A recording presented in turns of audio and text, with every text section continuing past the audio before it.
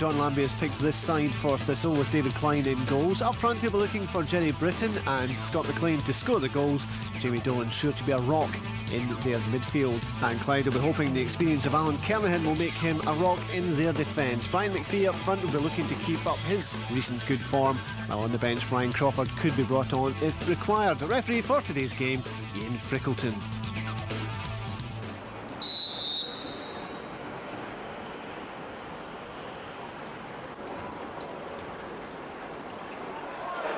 An impeccable minute's silence followed by 90 minutes of mayhem at the other Glasgow derby, and despite dominating the early stages, Clyde was soon swimming against the tide. Brian McPhee's effort, one of the few they managed in the first half. Thistle took the lead in their first determined attack, and it seemed the speed of the move caught out the visitors' defence.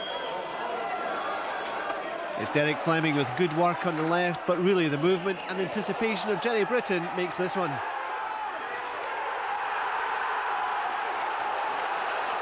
Britton's been on fire since arriving from Livingston, and this is his 6th goal of the season.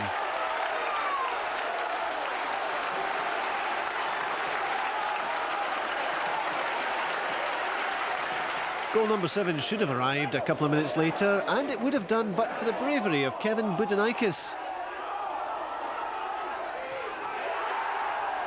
It's a real let-off for Clyde, and good defending by Brian Smith, denying Scott McLean on the rebound. But Thistle wouldn't be denied for long, and if Britton's opener was a quality goal, well, have a look at this one from James McKinstry. Britton turned provider this time, McKinstry still with it all to do, but he does it well. What a way to score your first goal for your club. He doesn't score many, but the Thistle fans can't wait for the next one.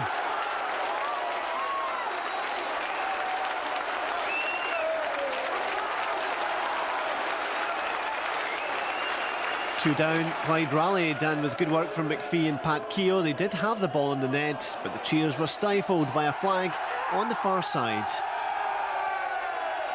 On second look, it's one of the closest offside decisions you'll ever see, and Clyde must have had that sinking feeling by now. Although they rallied in the second half, the Bully Wee were almost well and truly sunk, and could thank their keeper for several good stops. This one from McLean. And McLean again called the keeper into action shortly afterwards, but once again, Budenikis was up to the task.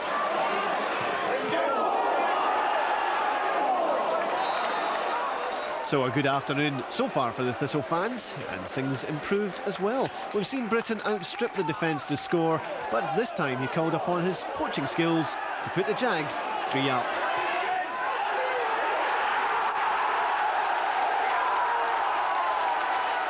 In the end, it was as easy a chance as you could wish for. Clyde by now all washed up.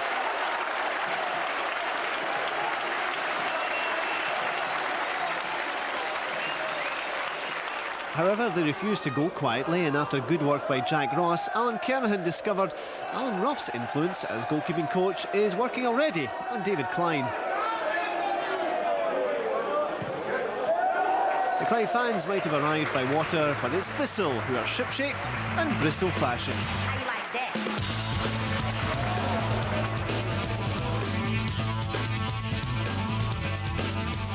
I dedicate this result really to old Jimmy Aitken, who died the other day there at 94-year-old, and his life really was part of Thistle. He was never married, and the suite up there, the Aitken suite, is named after him, and I really give this result to Jimmy Aitken. Well, I can remember it was a corner for Clyde, and Big David came out, plucked it there, and that was me. I was away. Jerry got on the ball, played it down the line. I cut inside and I swung my left foot, and fortunately enough and luckily enough it went into the corner. I thought in the first half we actually played quite well. The problem I felt was that we perhaps tried to play too much football and didn't put them under enough pressure, but the first 2 goals they scored I thought were excellent. Well, quite a game here at Firhill. Partick Thistle certainly worthy league leaders. We'll find out how Airdrie, the second place side, did in a couple of moments' time.